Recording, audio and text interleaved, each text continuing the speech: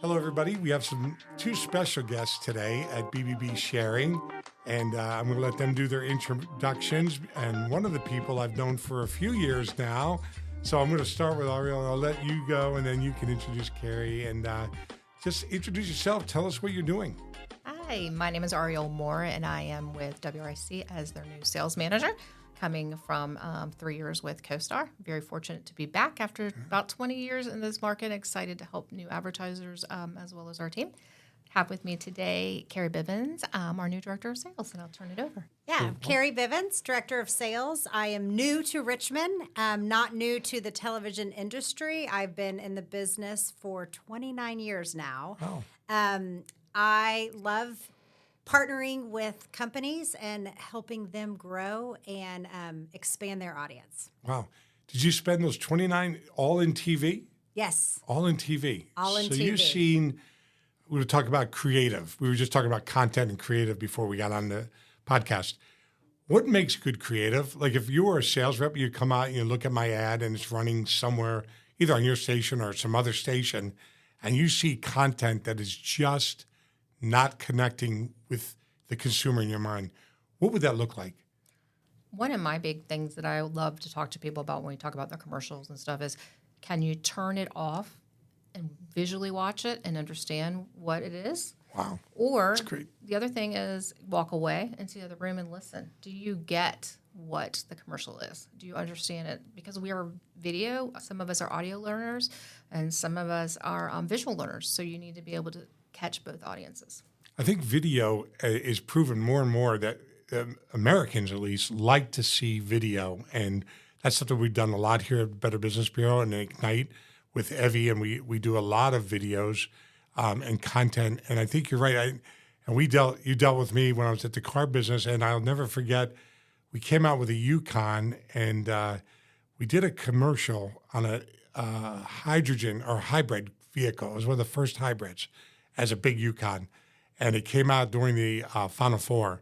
And we bought the ads. And I wanted to be seen in the bars or on TVs. And I knew the volume, nobody was listening during the commercial time. But I made the ad all the way around that. And that was when I was dealing with you also way back. So you have a lot of knowledge. What would you say, Kari? What makes a really bad spot? And the obvious is I would ask you, what makes a really good spot? Yeah, I think that a bad spot can be too much information in 30 seconds, keeping it simple and clear and concise. And then depending on your messaging, having a call to action, having the consumer have a purpose to either go to your website or, Google you on their phone or whatever it might be. But having a call to action to continue the conversation with the customer, I think is powerful because they're going to remember your business rather than just seeing a spot and turning away. Do you think TV is a good place to brand? And if I'm a product, I sell a product that's a tangible item, that it's different than the competition, would TV help me? Absolutely. Absolutely. I think that, the TV is several things. It's branding because some of the services you're not going to need every single day. Right. But when you need it, you need it. So you've got to have that, Top of mind. You've got to have that top three of their mind, kind of like a Google search. You need to be top three in someone's mind so that when they do need you, they need you. And then again, the call to action that I mentioned earlier, I think is pretty powerful for an everyday, need or service. Just like Kari said, if you're in the market and you're continuously being on television and people know, I always tell people it's who you are, where you are, and what you're offering. You continuously need to hone those 3 points back in. Yeah. So what's the advantage of going to work with your team right now? You're in the sales world. Why go to work with you two? We have a new management staff. We are eager. We're excited. We have a giant portfolio of solutions for an advertiser. Not only do we have television, we have all of the digital capabilities. We have WRIC Now. We have WRIC Plus. So we just have more than just spot television to offer. Mm-hmm. We're growing as a staff. There's excitement. There's new blood in the air. So it's just an exciting place to be right now. Yeah. And I'll definitely have to say, after being there for almost 20 years and coming back, you can definitely feel the energy in the room and the excitement. And I think that every day I tell people, I'm excited to go to work because people are excited to be there. They're excited to learn. They want to grow their business, and it's just an exciting time, I think, for all of us on the team, because we can see the excitement. Like, we just brought 2 new people in, and you and I had talked earlier about restaurants. So we've been honing in on restaurants. And those girls, the first 2 weeks, each had sold 2 and 3 restaurants. Wow. So their excitement, and they're not, I love it when people aren't scared. Like, it's a new industry, and people usually that cold call or walking in is very scary, and they're just going with stride. It's amazing to me to see this. And I've always told people, we need green. We need to, you and I have talked for years, we need to build and pass on our knowledge, and they're eager. So it's exciting for me. Yeah, I think as mentors, that's what leaders are, or managers, right? And you have to be stern. You have to give people motivation. You have to want people to be their best. And so the restaurants is a good example where, how can I talk about a burger that's second to none on the airwaves, right? Other than TV, I got to see the picture. And so it's not about what I tell the BBB accredited businesses. One of the things that I recommend is they're spending a fortune on advertising, these businesses. They need a return on their investment. They're accredited, which makes them in the minority, right? They're the best of the best, because not everybody gets accredited.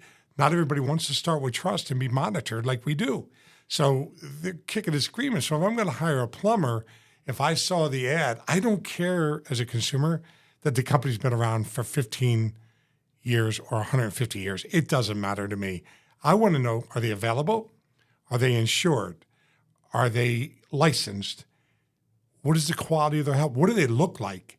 Do they look like they just got out of work release? Or are they really professionals going out looking like, I want to let somebody in the house with my baby and my spouse, right? And so you want to share that. You don't want to share stuff that's irrelevant, because guess what? Everybody started somewhere. We were all born somewhere, right? At some date. So who cares? Daddy gave you the business. I don't care as a consumer. But if I saw the seal at the bottom, accredited business, I hear them say they're licensed, insured, and accredited. Took 3 seconds, and then another 27 seconds to say, why call me when you need me? And it might not be today. Just because I give away food all the time to different places, or I started that marketing back in the early 2000s in Richmond. And then we had retailers follow me down that road because I thought it was an appropriate way to tell people to come do business with us, buying our car. What it became is almost fraudulent, because everybody that wanted to give away something, they had to raise their prices. So now you do a price check, the nice people giving away food to the banks and stuff, you better check their prices, because the battery might be $40 or $50 more. Yeah. And it constantly. So when they're doing that and they're spending money advertising, think about it. They're spending money advertising. They're saying what they're giving away. If you do business with them, that ship is flown. It's already sailed. It's already gone. So those are the wake-ups that you guys have to deal with as content and advertising agencies. And there's people listening to advertising agencies say, you don't know what you're talking about. I might not, but I can tell you this. I spent a lot of money. I made a lot of mistakes, so why not learn? And I know what's important in the contact. I can tell you Nexstar was always my go-to, that, Ariel, and the help I always received, and the friendships. And, we held each other accountable, and we were partners. It wasn't just a relationship, screaming, yelling, what's the best price? I could care less about that. I wanted to get an audience to listen to what I was doing. So what is one more thing? Are you hiring people right now, Kari? We absolutely are. We are hiring. If you want to make great money, you want to be a great salesperson, come talk to us. We're the place. Would you, being a salesperson, right? Everybody hates that title. Like, I don't want to be a salesperson. Well, Greg Cardone, at the book is in my office, Sell to Survive. Everybody's a salesperson. You're either buying or selling, and you're either going to sell yourself short or you're going to do very well in life. Why do you like sales? You are a born salespeople. People tell you that all the time, but it's not. You're not born a salesperson. I was the most introverted person ever up until college. I didn't speak to anybody. And what makes you great? I really feel strong. I'm a people person. Yeah.